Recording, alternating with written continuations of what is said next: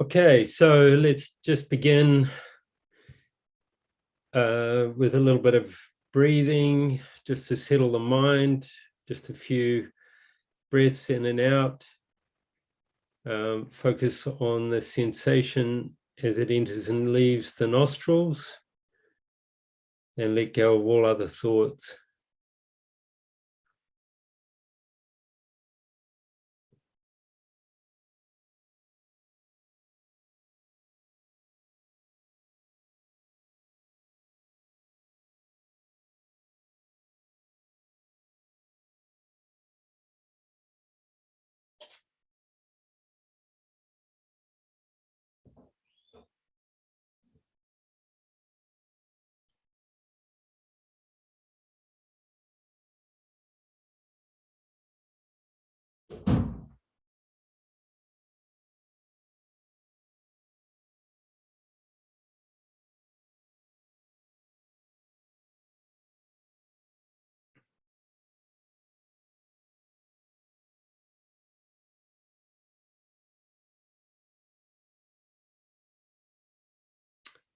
All right, bring to mind good motivation for having this discussion this morning or afternoon, evening, wherever you are.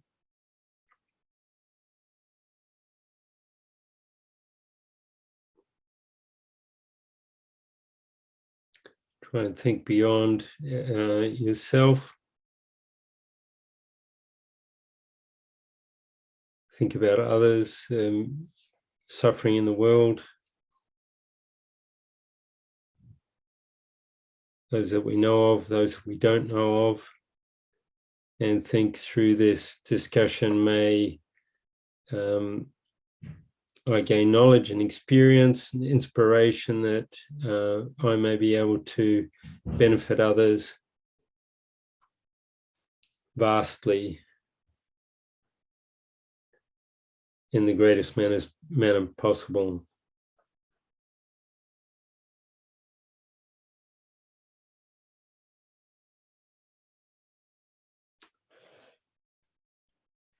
Okay, I thought to talk about the Four Noble Truths today. So it was the first teaching the Buddha gave, and a very important one. Now, I got my notes here, but not exactly in the right spot. So if I look aside a little bit, no. Okay, so this was the first teaching that Lord Buddha gave, and it basically provided a framework for all the other teachings that he gave over a period of 45 years. He gives the problem and the solution to the problem.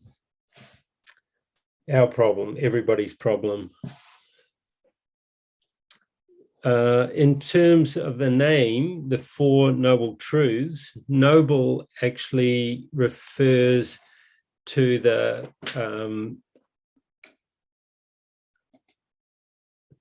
audience, really. Excuse me, I'm just getting, sorry.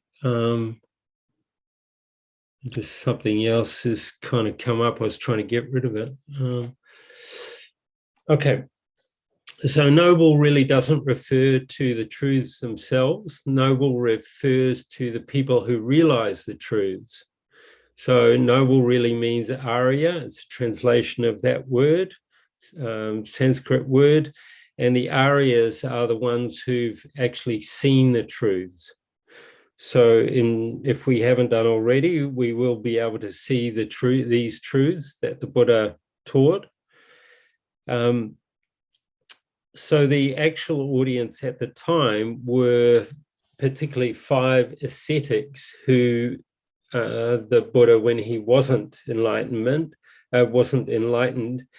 had been practicing with. And actually he had relationship with them over many, many lifetimes, and he'd been kind to them.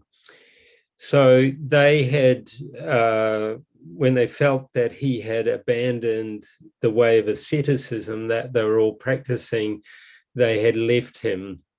And so after Buddha's enlightenment, he thought, well, who would be an audience for what I have realized?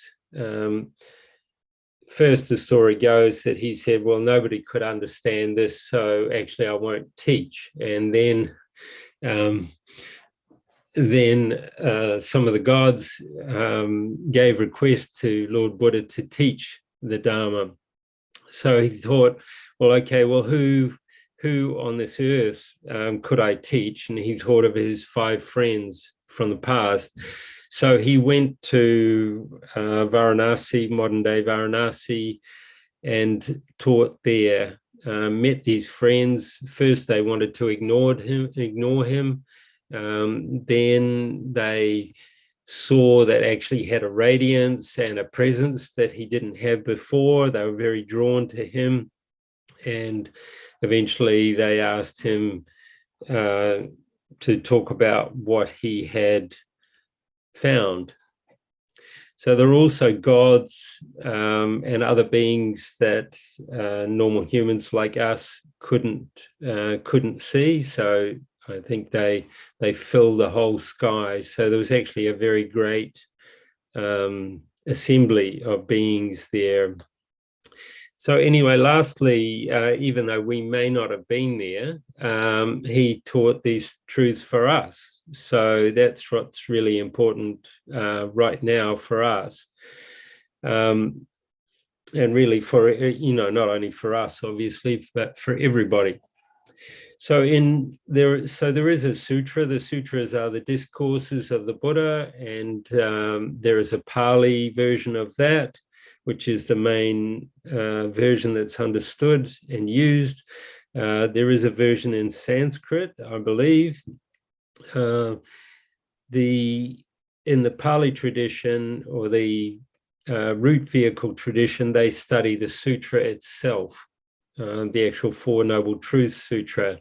And up until recently, even after trying to practice for many years, I'd never even seen a copy of this sutra. So the Tibetans and other Buddhists also study the sutra, but they do via other texts. And in particular, the Tibetans study it via the ornament of clear realization, which is one of the great 5 texts of Maitreya Buddha. So what are the 4 Noble Truths? There's the Noble Truth of suffering, the Noble Truth of the origin of suffering, the Noble Truth of the cessation of suffering and the origin of it, and the Noble Truth of the path of the cessation and origin of suffering. Why is it important for us to study it? Well, we want happiness, and this is a key factor in our being able to achieve that. It also will give us confidence in the path that we can achieve it ourselves. We can achieve the happiness that we're all after, and also that others can achieve that. Many times in spiritual practices, there's a goal outlined, but there's not a clear path to get there. So this not only talks about the problem and the solution, but also the way to solve it. So in this sutra, the Lord Buddha gave different descriptions of these 4 Noble Truths, different emphasis, you might say. So he said that the Noble Truth of suffering was to be understood. And we could liken that as to when we have disease, some mental or physical problem. So we need to understand understand that for a start. If we don't realize that we have suffering, then we carry on and we wonder why things are not working out and so on like that. So it seems pretty obvious. Then Lord Buddha said, okay, the origin of that needs to be abandoned. So the noble truth of the origin of suffering needs to be abandoned, got rid of. And it's like we need to abandon the cause of our health problem, otherwise it won't change. Then the third one, the noble truth of the cessation of suffering, needs to be realized or attained. So again, it's like we want good health. We need to attain that. And fourthly, the path, the noble truth of the path needs to be practiced. So if we go to the doctor and we get a diagnosis of our illness, and then we get medicine, we go and fulfill a prescription at the pharmacist and so on, and then we leave the medicine on the shelf, or even we don't go and fulfill the prescription and don't take the medicine, then clearly our disease can't be eliminated. So it's just like that with our mental diseases. So Lord Buddha taught these Four Noble Truths in 3 phases, really. And he taught them, this is in the actual sutra itself, and he taught them in accordance with the way that he practiced and realized them. Firstly, the first phase is knowing the nature of each of these Four Noble Truths. The second is knowing what needs to be done. And the third is then accomplishing them. So he said that it was only after accomplishing the realization of these Four Noble Truths that then he claimed to be a Buddha. So this is, again, he's talking to his 4 friends, these other ascetics, and they said, you never told us about this before. And he said, well, I hadn't realized this before. And, I'm a different being basically now. If you remember, I never claimed to be enlightened or a Buddha before. I never claimed to realize these things. But now I've actually seen them and realized them with my own mind. Only now am I claiming to be enlightened. And I can now, I'm now fully qualified to be able to teach you and others how to attain these same realizations. So basically, there's these Four Noble Truths he taught in 3 different phases. And so therefore there's 12 aspects of them. Anyway, not maybe so important right now. The actual Four Noble Truths are really 2 sets of causes and cause and effect. So you have the cause and effect of suffering, and you have the cause and effect of the cessation of suffering and the origin. So the order is interesting. It's not given in terms of the order of being produced, like a seed produces a sprout, for instance. So Lord Buddha changed the order, and that was in terms of how we investigate and practice them. And if we give the example of a water leak, and I had one of these the other day, so it's quite uppermost in my mind, that water leaking over the garage floor, near the washing machine, so on like that. Don't particularly want that. The car had been driven in there wet. So yeah, anyway, didn't want the water over the floor. So this is equivalent to the noble truth of suffering. Okay, we have a problem, Houston. What happens from now? And underlying that, of course, we want to get rid of the problem because, we don't want problems, right? So then we have to investigate the origin of that, right? And so as I investigated, well, it could be the car. So maybe drive the car out and clean up the floor and see, see whether that's a problem, or it could be the washing machine, or perhaps it could be something else. Anyway, so unless we clearly get a handle on what the origin of the problem is, obviously we can't solve it. So that's the first noble truth. So Lord Buddha taught them in the way of suffering or problem first, then the cause or the origin of that suffering or problem. And it's the same with the third and fourth noble truths. He taught, the third one was cessation, and the fourth one is the path that leads to that cessation. So again, we have, in a sense, the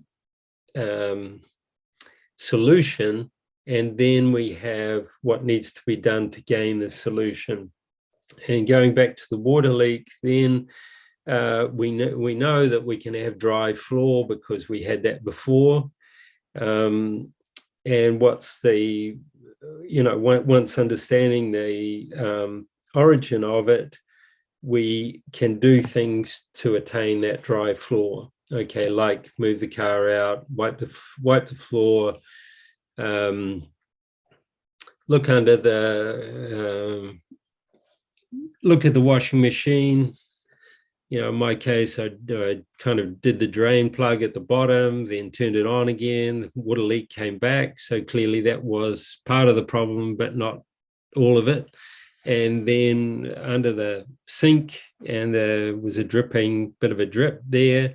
And so it was only when I'd done all of those things and saw that the floor remained dry and that there was no drips, that I could say, well, okay, we've solved the problem.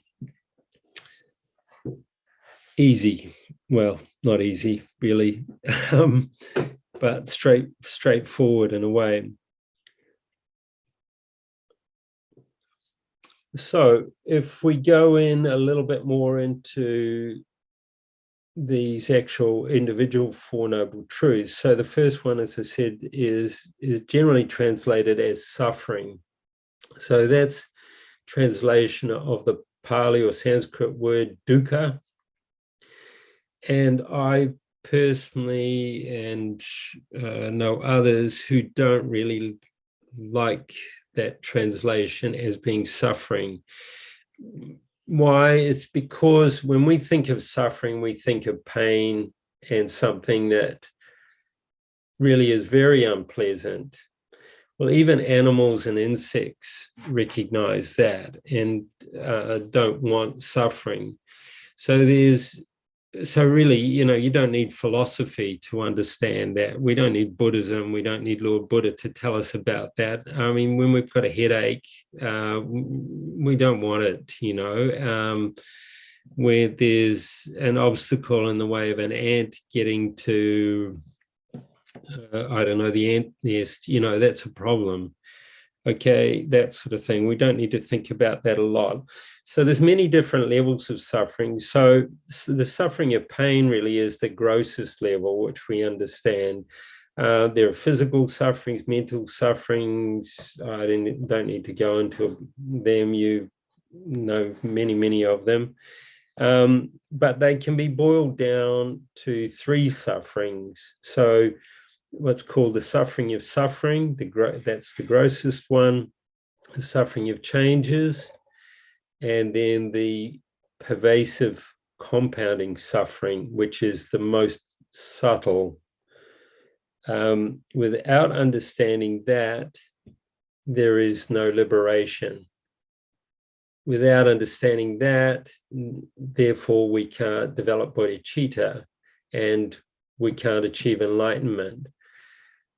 So essentially, if we don't renounce or give up or want to be free of all these three levels of suffering, then our renunciation, again, a term I don't particularly like, let's say our determination for liberation won't really be deep and get to the real point. It'll be surface. Okay. Perhaps we might get back to that, but we can go into that a little bit more, a little bit deeper, a little bit later on if we have time or there's interest. Okay, so the second noble truth is the origin of suffering. And so Lord Buddha said, well, karma and afflictions are the origin of suffering. So this word karma is, again, a Sanskrit word. It can mean action, basically action, any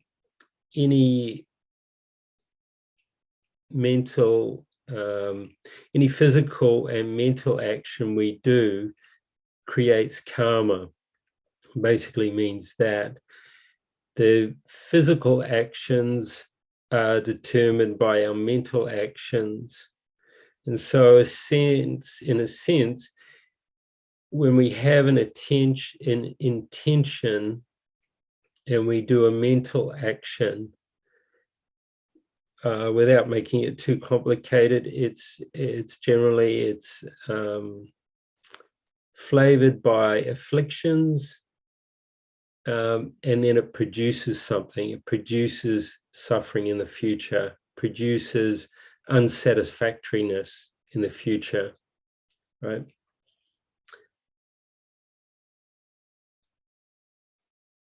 So the cause and effect, really the cause and effect process is internal compared to the external cause and effect process that we understand and that we all acknowledge. So the basis, as I said, is mental afflictions. There's many of those, and it boils down to 3 root mental afflictions. So desirous attachment, hatred, or hatred, and ignorance. And basically those first 2 boil down to ignorance as the basic mental affliction. And ignorance is not really a not knowing here, but it's a wrong knowing. So because we know things in a wrong way, all of our problems come. We create karma, and all of our problems come out of that. Okay, so the third noble truth is the noble truth of cessation. So ignorance is not oneness with the mind, and this is the good news. I mean, if Lord Buddha had stopped with the noble truth of suffering and the noble truth of the origin of suffering, then it'd be pretty depressing. So he said, okay, so after that bad news, then there's the good news. You know, there is cessation of suffering. There can be cessation of suffering. You know, I've achieved it, and you can too, right? And why is that? Is because ignorance is not oneness with the mind. Ignorance and those other afflictions are not oneness with our mind. It, like the clear sky, the clouds are not oneness with the sky. And so therefore, we may have a lot of clouds one day, dark thunderclouds, tornadoes, all sorts of things happening in the sky. But from our experience, we know that at other times, the sky is clear, it's free of pollution, and so on like that. So just like the sky has this nature of not being oneness with the clouds and the pollution and so on, our minds are not oneness with ignorance and these other afflictions. So therefore, if we apply the right method, these 2 can be separated. Sometimes we also, that's termed Buddha nature as well. We all have that Buddha nature. So it's like the germ of our Buddhahood, that we've always had it. we always will have it, and we can achieve full enlightenment or awakening because of that Buddha nature. So the fourth noble truth is the noble truth of the path to the cessation of suffering and the origin of suffering. So in the root vehicle, or the Hinayana, that's the Noble Eightfold Path. So this, Lord Buddha talked about this specifically in the sutra, and so they take it from that, and I can't at the moment rattle off their different ones of the eight, but there's, they include right action, right intention, right livelihood, I think right mindfulness, and so on, like that. In the vast vehicle, or the Mahayana, these translate really into the 3 higher trainings and the 6 perfections. So the 3 higher trainings are basis in discipline or ethics, moral ethics, concentration, and wisdom. And they specifically, through the practice of those, lead to liberation, our own personal cessation of suffering. And the 6 perfections are on top of that, the bodhisattva path, when one has the bodhicitta motivation. And again, they enumerate as the perfection of generosity, perfection of ethics, the perfection of patience, perfection of joyous effort, perfection of concentration, and the perfection of wisdom. So they lead to enlightenment. So enlightenment being great liberation, being beyond, really much further on than just personal liberation. Okay, so just going back just a little bit, if you have interest, well, perhaps I'll open it up to questions. So if you have interest, we can go into a little bit more about the suffering of change and the pervasive compounding suffering. Okay, so any comments or questions? So just you were talking about dukkha and you not liking the term, and along with others. So what would be a different term, or is it that it's important to say, well, because the 3 types of suffering and the suffering of change and or pervasive suffering, you need to understand those. Yeah, so sometimes it's translated as unsatisfactoriness. And one of my other teachers translates it really as struggle. Oh, struggle. Struggle. Yeah. He says, because you can think of, when we struggle when we come into this life, we struggle learning things, we struggle, I don't know, finding a partner if that's what we want. We struggle getting work, we struggle when we're ill, we struggle when we're old, old age and so on, and when we die. So it gives more of an underlying sense, I think. And I can say personally that I've struggled with this a lot over the years, is that something is either satisfactory or not, right? So if we say, if we say with anything, we can say, if we talk about ultimately, is it okay or not, right? I think I mentioned last week, I said something about, fairy tales, happy ever after, right? So when we're a kid, it's really black and white.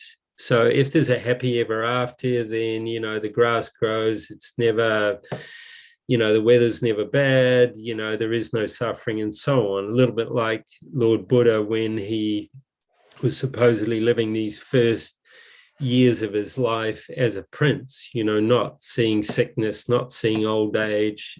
This is how the story goes, that these were all hidden away from him, right?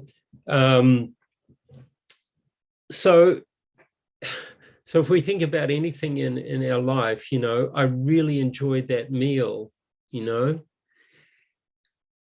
but was it, you know, is it ultimately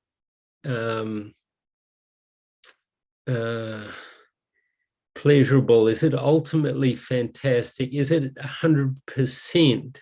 That's really the question, I guess. And I'm not saying that we can't enjoy these things. We obviously do. But this is where we get into the suffering of change, or the unsatisfactoriness of change, right? So if we look at that, and my mother-in-law quite a number of years ago said, she said, pineapple, I love pineapple. I could eat it every day, you know. And so Carolyn's shaking her head because she lives in Queensland and she's had plenty of pineapple. And I tried to debate with my stepmother, and she didn't agree. But anyway, I said, well, how about then you have pineapple every morning for breakfast, you know, for the rest of your life, and then I'll check after a while and see. No, she says, you know, I could eat it every day of my life. Well, okay, the thing is about the suffering of change is that it's a transition, actually, what's happening at the time. And the experience of pleasure that we have is because one, let's say, unsatisfactory situation is diminishing, and another unsatisfactory situation is gradually arising, right? So with our example of eating a piece of pineapple, right? So previous to that, you know, for the last day or the last few weeks or even over winter time, right, we haven't eaten pineapple because it wasn't pineapple season, right? So our first, you know, bite of pineapple is fantastic, right? So it's the pleasure is in juxtaposition to not having had it for so long, right? So you could say the unsatisfactoriness of not having pineapple, you know, the desire for having pineapple, particularly, you know, if we were somewhere where you couldn't get it, right? Really hanging out for pineapple, right? So that is being relieved, that unsatisfactoriness of not eating pineapple, right? Okay, what's starting is the unsatisfactoriness of eating pineapple, right? Yes, that's right. Because after we've had, you know, half the pineapple, or maybe all of the pineapple, we've eaten the pineapple, and we are heading for our second pineapple, and maybe two-thirds of the way through our second pineapple, and so on like that. It's like, you know, look, this should be getting really, really fantastic by now, right? Because if it's anything like the first bite of pineapple, you know, it should have increased unfold, because look, I've eaten the whole of one pineapple and I'm, you know, most of the way through the second pineapple, right? Okay, but so there, exactly, it's not like that. Okay, so we get tricked, actually. Yes. So what's going on there is this change in circumstance. Yes. And we go like, well, okay, I don't agree with that. I'm just going to have some pizza now, right? And then, you know, again, the same sort of thing can happen. Hello. So suffering of change or unsatisfactoriness of change is actually our life, you know? Yes. Been They sitting say it's down for the a while. It's fantastic to stand up. We've been inside for a while. It's great to go out. We've been in the sun too long. It's good to get in the cool. It's so on. And if we actually check, this is what's happening all the time. And we go, if you ask anybody, they go like, no, I just wanted to go to a different restaurant today. No, I just wanted to have a swim today. That's No, I right. just, I'd been swimming for a while. Now I have to do something else. So I got out of swimming, It's all about external causes. That's what people get tricked at, that they think that external causes, which are actually more conditions, are going to bring happiness. And not the, as you said, not the internal, delusions of attachment, aversion, and ignorance. Yeah, exactly. And I mean, I don't know about you, but I get fooled all the time, totally all the time, because, it's not that we can stop eating, right? And so, when we eat, we want to eat something that's pleasant for us, So then, then we, the hook is there, right? I mean, the internal hook is always there, as Lord Buddha said, as long as the ignorance is there and the desire and so on is there, it just takes these, as you said, Carolyn, the out external condition. And then we go like, oh, that was fantastic. That was awesome. Let's go and do that again. Maybe not immediately, but let's, right?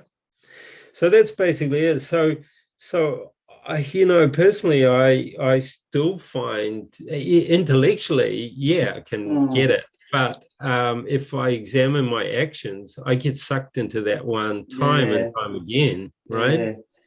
Struggle is a good word. I like that. I like dissatisfaction, unsatisfactoriness, but struggle is a good word. I'm going to, that resonates. That's sort of got more of a sort of, to it than sort of just dissatisfaction. So thank you. Yes, you're welcome. You're welcome. But it's also interesting, though, even though that you say that the, physical, the first of the three types of suffering, it's also observation that how people deal with that because of the strength of their internal states of mind can change that level of suffering greatly too. Yeah, exactly. So one of the nuns here is going to go in for a double knee replacement, and so she's going to be using it as purification practice, Tonglen practice, and everything like that, versus other people I've seen who don't have those tools to be able to transform a double knee replacement into something different. Yes, exactly. And whatever discomfort she might have in terms of physical discomfort, it won't change that. But the mental discomfort, that's what really can be changed, right? Yes.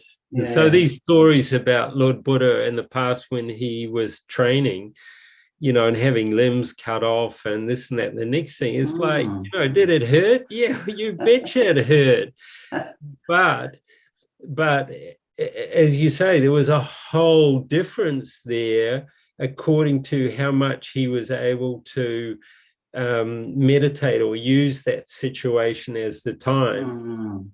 And he gave many techniques. I mean, just if you're at the dentist or you're having a painful injection or anything like that, I mean, just trying to have more of a light sense of self, feeling that the body is just light, can be one way of diminishing a little bit. It's like, if you feel like you're insubstantial, then it's not so concrete. It's not so, he or she is putting a needle into me, and there's real solid pain there, and so on and so forth, like that.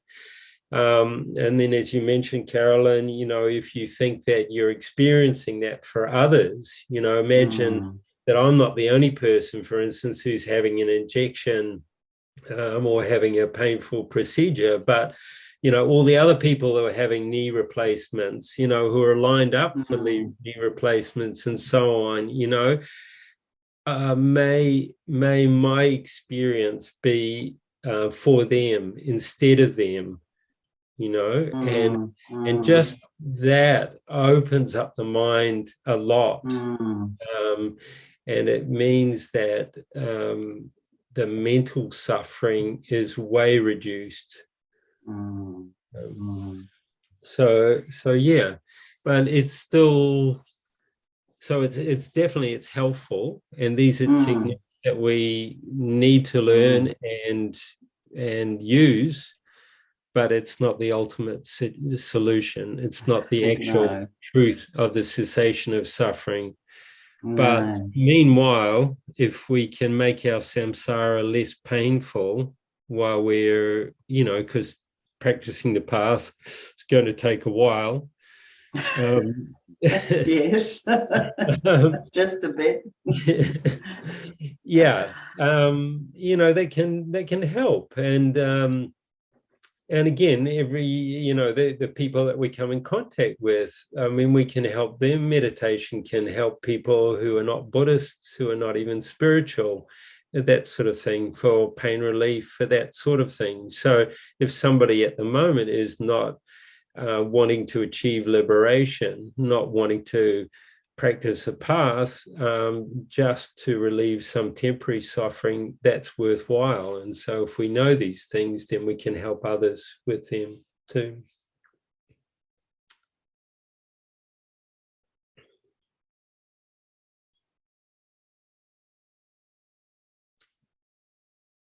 Does anybody have an idea of what the pervasive compounding suffering is?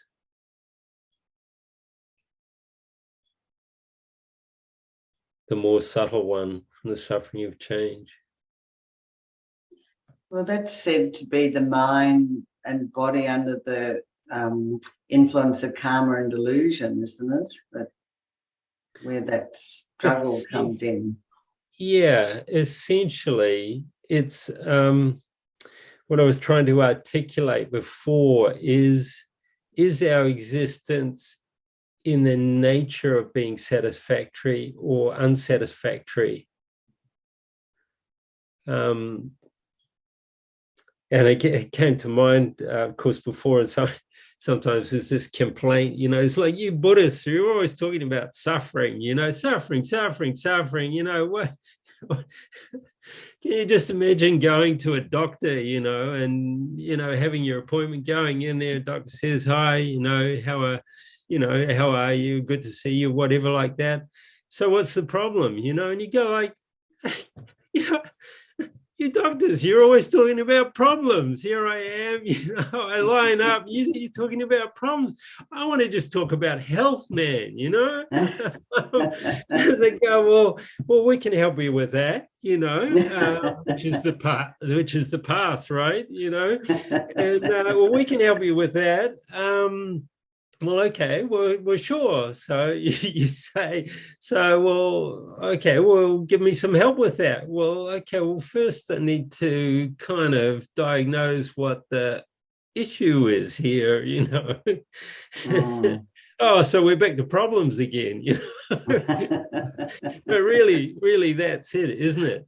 So anyway, my point is that this pervasive compounding suffering, I mean, if we break down the words a little bit, the terminology, unpack it a little bit, pervasive, as you know, is like, we can think of that space pervades everywhere, right? Air pervades this room. It's a sense of, being all over. So that's the idea of this level of unsatisfactoriness or a struggle, right? So it pervades all of our life and all of our previous lives, intermediate state, future lives until we shut it off, right? And it pervades all of samsara. So all of the different types of life forms that we and others are experiencing, these different realms that not only Buddhists talk about, but Christians, talk about some of these realms, like the hell realms and so on as well. This type of suffering pervades everything. So Buddhists talk about different levels of God realms, desire gods, form realm gods, and formless realms gods. So they have way more pleasure in general than humans have. The form realm gods have, they don't have the suffering of change, for instance. The suffering of suffering, for instance. They don't have gross physical and mental pain, but they still have suffering of change, or the unsatisfactoriness of change. So, well, what about the formless realms one? They don't even have a body, right? So if you don't have the vehicle for, people putting needles into you, or, getting COVID or monkeypox or this sort of thing, and you don't need money, for instance, well, all of those problems, all of those issues go out the door, right? So no suffering of suffering and no suffering of change either. So, but they do have this all-pervading, compounding unsatisfactoriness, right?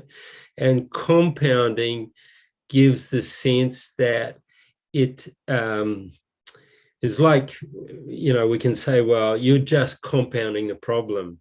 So you're making it worse, right? So the sense of that compounding is meant to give is that it produces further problems, further issues in the future, produces further rebirths, sort of thing.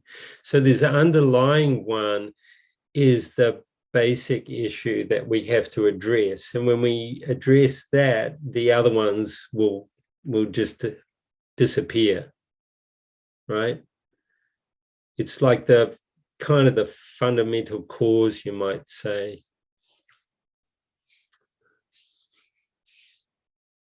And as you say, Carolyn, when it comes down to, in a way, karma and delusion, karma and mental afflictions, it comes down to basically having these samsaric or these unsatisfactory aggregates. If we're humans, then we're lining ourselves up for all the sufferings that a human could have. If we're a donkey, that lines ourselves up for those sort of problems. If we're a bird, we don't have any hands, so we can't pick anything, up with, with our wings and that sort of thing. I mean, there's certain sort of sufferings that birds have, right? So if we achieve those rebirths, and again, even with the, these long life gods, they have incredible pleasure for a long time, but they're burning heaps and heaps and heaps of good karma.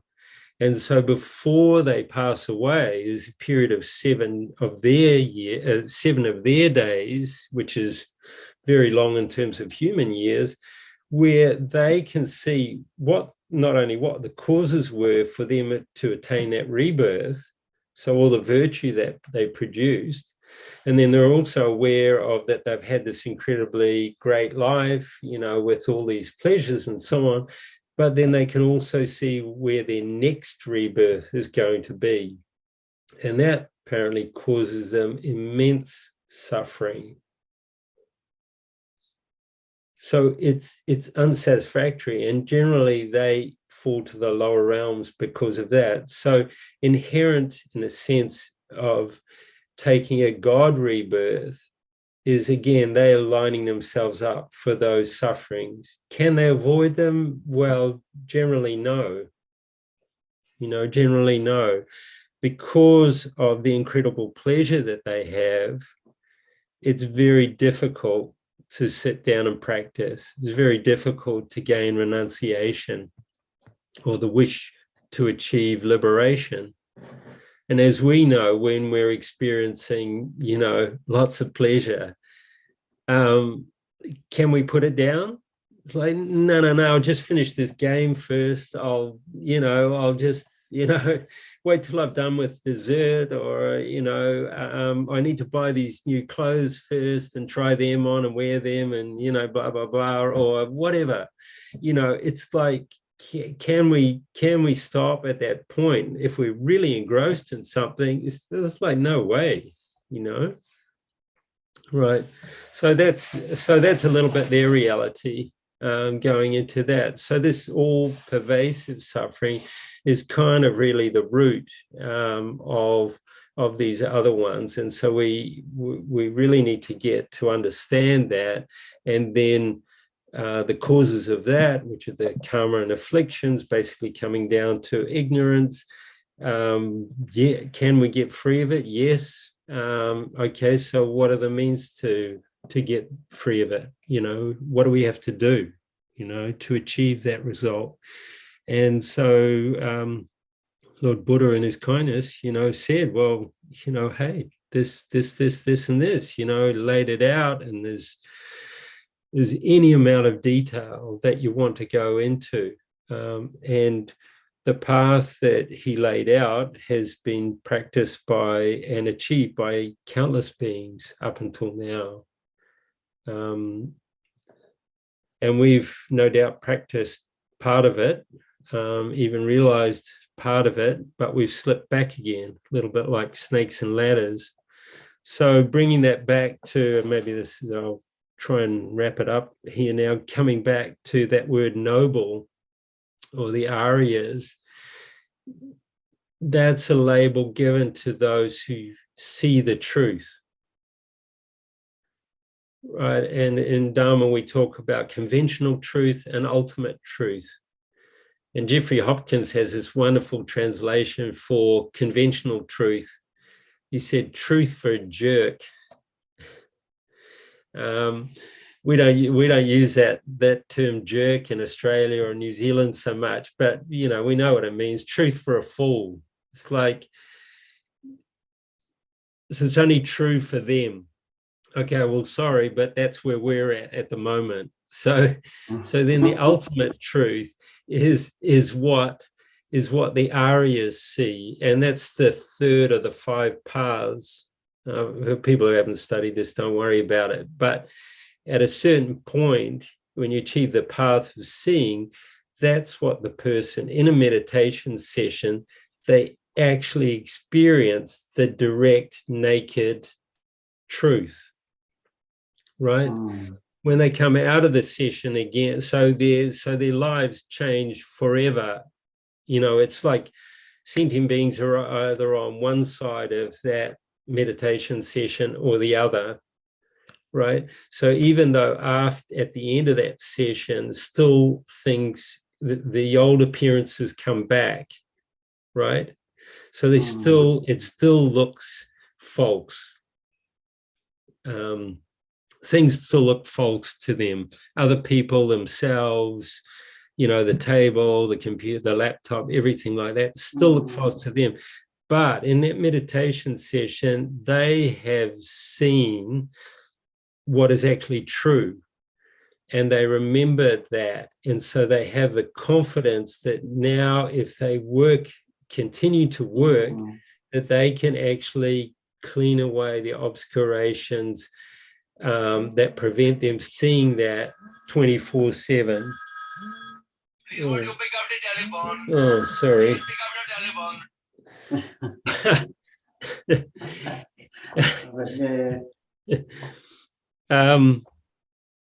So that's what these Aryas are, and these these 5 ascetics, because they had practiced so much and had such incredible karma, they realized, well, at least one of them, I think, realized the truth right there and then, even as Lord Buddha was saying it.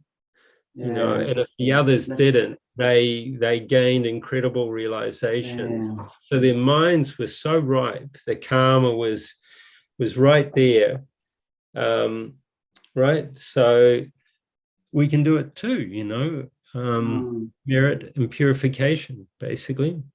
Mm.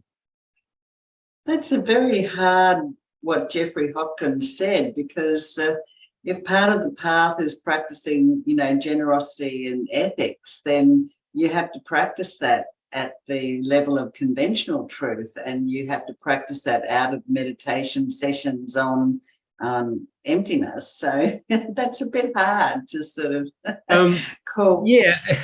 I mean, he's not being hard. He's just giving an alternative translation that maybe we can relate to. But conventional truth is like Lama Zopa Rinpoche says, truth for a concealer. It's like concealed truth. So so you could say, for instance, the laptop or the computer there, it has a conventional truth. You know, that's valid. You know, we all agree that these things are, you know, our computers and laptops, right? So, but ultimately they don't exist in the way that they appear to us. So and even to Lord Buddha, they would function in the same way. It's just that Lord Buddha and the Aryas understand that they exist in a way that's almost diametrically opposite to the way we believe that they work and function. The key is how they exist, not in that sense. It's like when we're a little child. I mean, simple example, you know, where do babies come from? Oh, mum's stomach, you know. Well, no, they don't. But nevertheless, it appears like that, and babies have, you know, keep getting produced, right? Okay, so the function is there, but the understanding of the deeper level is incorrect. So if we can just put it a little bit like that. So yes, we practice the path, and you know, generosity, for instance, at the moment, we probably think, well, where truly existent me is practicing truly existent generosity, giving truly existent gifts, and then there's a truly existent receiver, and so on like that. And out of that, we create truly existent karma, right? Well, Buddha's saying, well, no, but, you know, nevertheless, you are giving something to somebody else, and you are creating positive karma, and that will have a happy result, right? And that will help. Contaminated positive karma they add too, don't they? Sorry? They add contaminated positive karma too. Contaminated positive karma. So the thing is that basically, unless we've realized emptiness, then that brings about fortunate circumstances within cyclic existence. So it brings about pleasure. And you could say that's why we have the pleasure that we do now, you know, the pleasures of being human, the bodies that we have, that sort of thing, relative to even many human beings. You know, we have an incredible amount of pleasure. You know, we're almost like we're in the God realms, you know, compared to many human beings, even on this earth, let alone the others in the lower realms, right? But it's still contaminated. So in one way, we can really rejoice in our good fortune, and the other way, we can say, well, yeah, but it's still unsatisfactory. It's still like we're in jail, right? We have a penthouse suite in jail, right? We can make phone calls and surf the internet and have great food and everything like that. But are we out? You know, are we enjoying the freedom, you know, of those that are out? It's like, no, we're not. So would we like to get out? Yeah, you betcha. You know, but first we have to go back to, you know, recognizing that the water leak is something that, you know, we don't want, you know. All right, it's gone past the hour, wherever it is, for wherever you are. So Anybody final question, comment? No, shaking head. Okay, so let's mentally dedicate then. We made our intention, our good intention at the beginning for ultimately achieving full awakening and being able to benefit others in that way. So let's dedicate as well in that same way, ultimately to bring all sentient beings to enlightenment. And to do that, we need to become enlightened. In order to do that, we need to practice the Four Noble Truths. And before that, we need to understand them in different ways. And so may we achieve that through this merit, and may all sentient beings achieve that quickly as possible.